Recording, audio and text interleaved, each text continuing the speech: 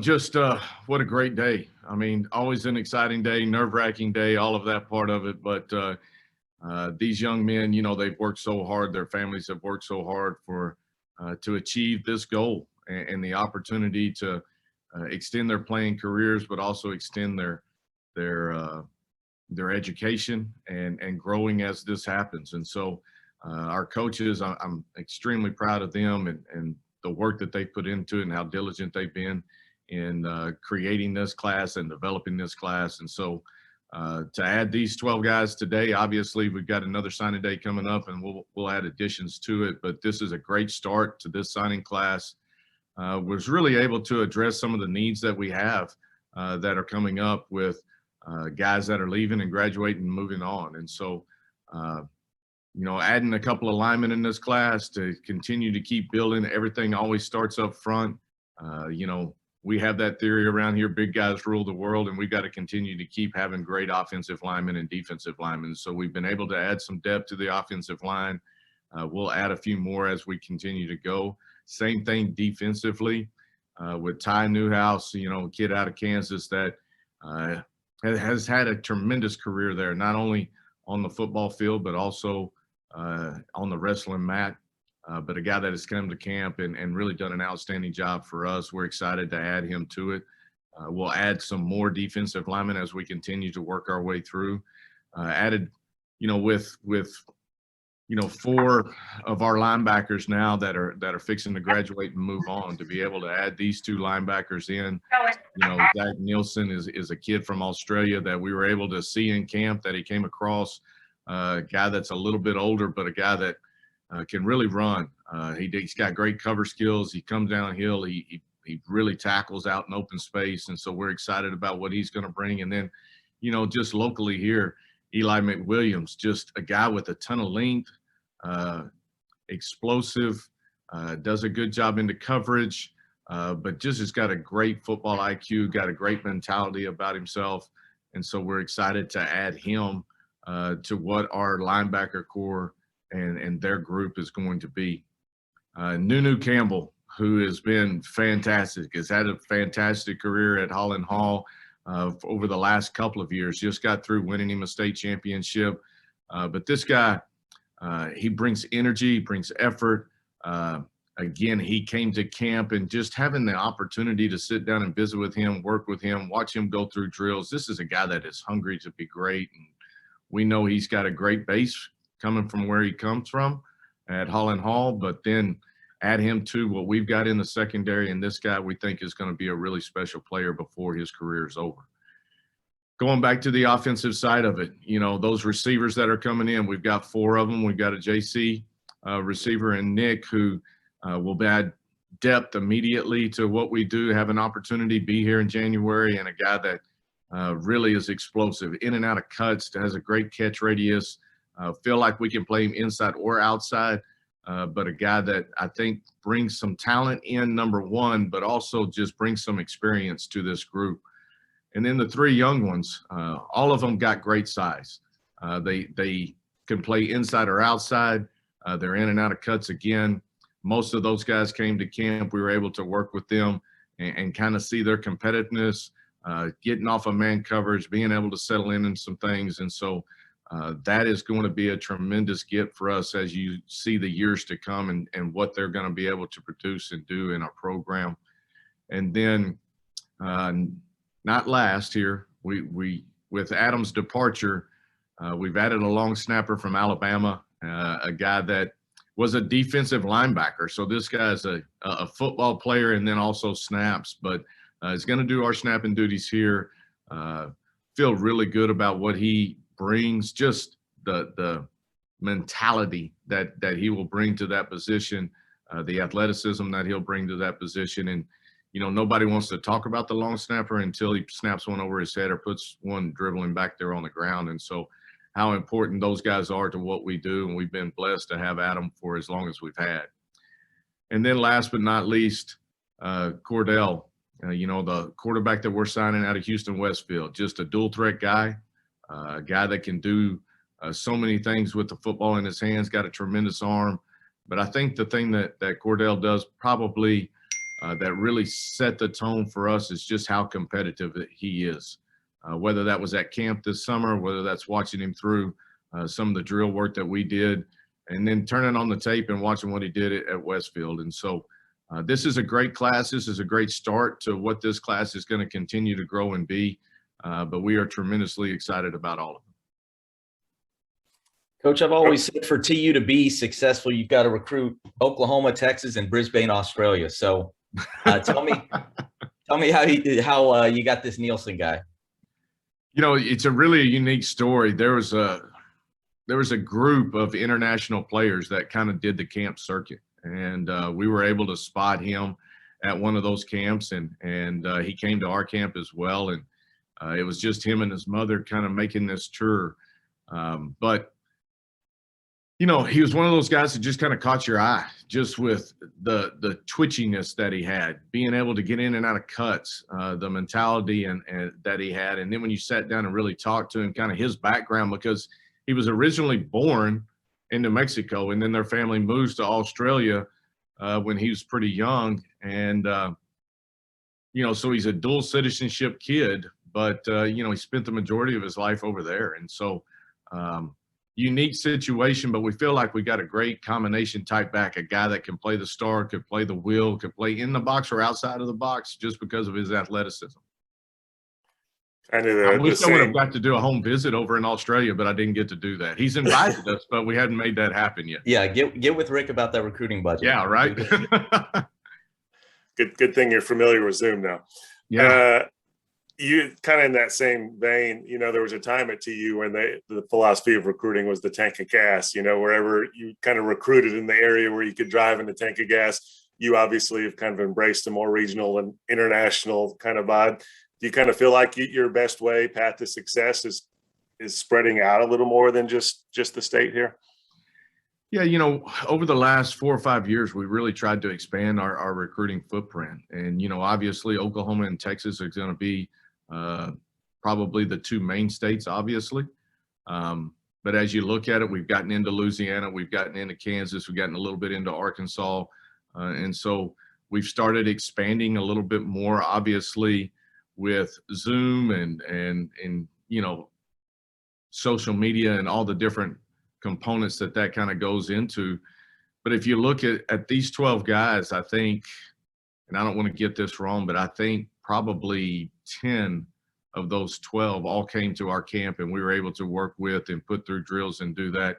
Kids are out moving around a little bit more. And I think after last year with COVID, just the way recruiting went, so many guys were more willing to get out and go travel and get to camps and get around coaches, and because we weren't being able to get out in the spring and go visit them. So they did a better job of coming and visiting camps, and that helps us as we start to break down guys and be able to evaluate them.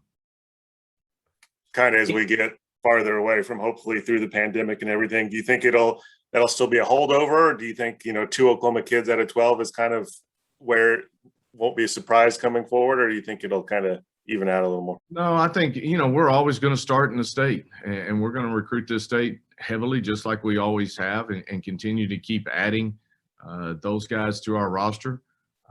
You know, we've offered a lot of kids from this state, and so have other people. And so it's a competitive business, and you want to make sure that you're on the right ones and continuing to recruit this area, because we know there's great football and great coaches here. So we've got to continue to keep doing that. And then as guys make certain decisions or whatever, some of them may want to come back home and get a little bit closer to home. And so, you know, we'll always have the opportunity to evaluate and go from there.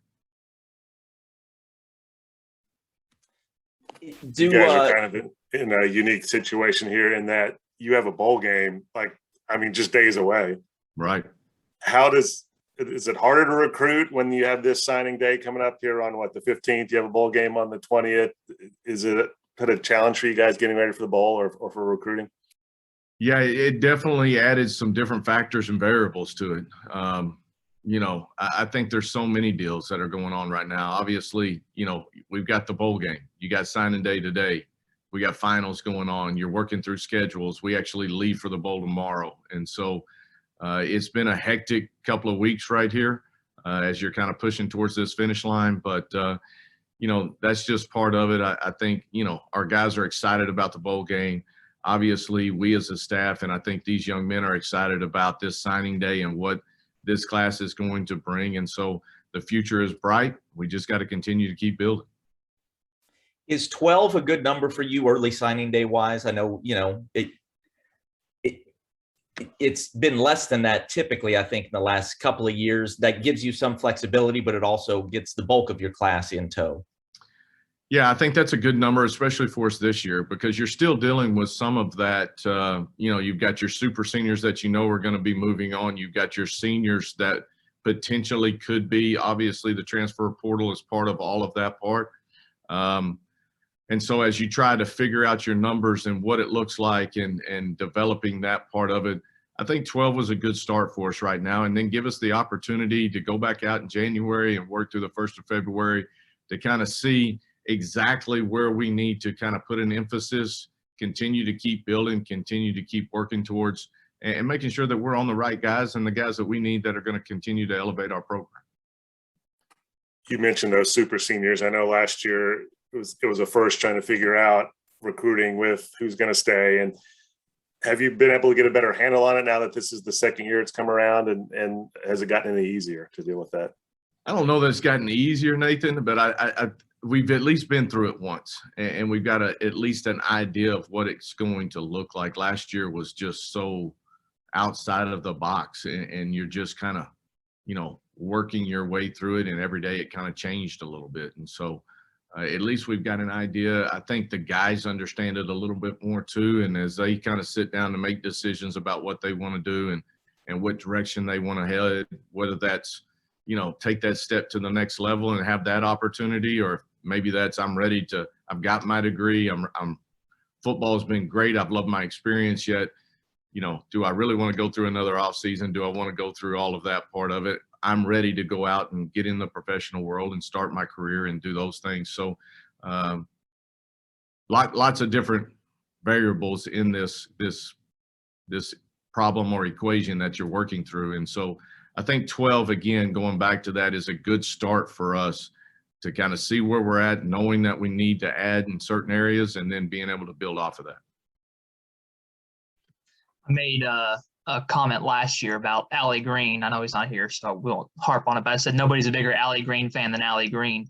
I think nobody's a bigger Nunu Campbell fan than Nunu Campbell. I've loved talking to him. He seems really confident. Can you maybe speak on that confidence? And it's not arrogance, but you have to have a little bit of that as defensive back. But can you maybe speak on that and just how that kind of carries over into the position he's playing? Yeah, he is. He's confident in himself and his abilities, and that's what you're looking for in those DBs. They're out there on islands by themselves, and there's going to be opportunities for them to go make plays. They're going to get beat every once in a while, but you've got to line back up and say the next play is going to be mine, and be confident enough to know that you can handle that. Nunu is one of those guys that he can talk ball with you. He loves having conversations. He's got a smile that lights up the room, but he has that air about him that he's going to put in the work, going to put in the time, and he loves to compete, and he loves to go against people. He's one of my favorite people to interview for that reason. We talk about him too. I don't have a lot of defensive highlights from him this year, and I would imagine it's because people just aren't throwing his way. I mean, is that fair to say? He's kind of one of those guys you can put on an island that you mentioned? Yeah, I think that's really what happened this year. I mean, everybody knew what he did. The people that tried to go at him, he took advantage of it, whether he was picking it, breaking it up, or just the guy was in such good coverage that, the ball falls incomplete. I think teams started trying to throw away from him and take him out of the equation. The thing you love about him, he still found ways to affect games, whether that was in the return game, whether that was at receiver, whether that was coming up and making a big tackle, creating a fumble, whatever that might be. And so that's what you love, instead of, being mad that he's not getting tested the way he just found other ways to affect the game, and was a huge player for them in their state run. Got a handful of early enrollees. Maybe talk about the benefit that can be. Would you take as many of those as you possibly could, if you could, or does the kid have to be pretty squared away? Yeah, there's so many benefits to being here early, but I think some of it is positionally too, right? I mean, as an offensive lineman, it's going to be difficult for you to come in here and start as a true freshman or play as a true freshman. Does it give you an opportunity to come in here and start training with EA and his staff and get that part of it and get a spring ball? Yes, absolutely. And I think that will pay dividends later. But I think for those skill guys, being able to come in early and get a spring ball in, there's so much more teaching. You're not game planning. You're getting more reps and being able to really take the time to slow down and explain some things. And so spring ball is important from that standpoint. I think it also gives them the ability to come in and get a jump start, academically and then physically, obviously getting in the weight room and start training and kind of seeing what that college training cycle is really about.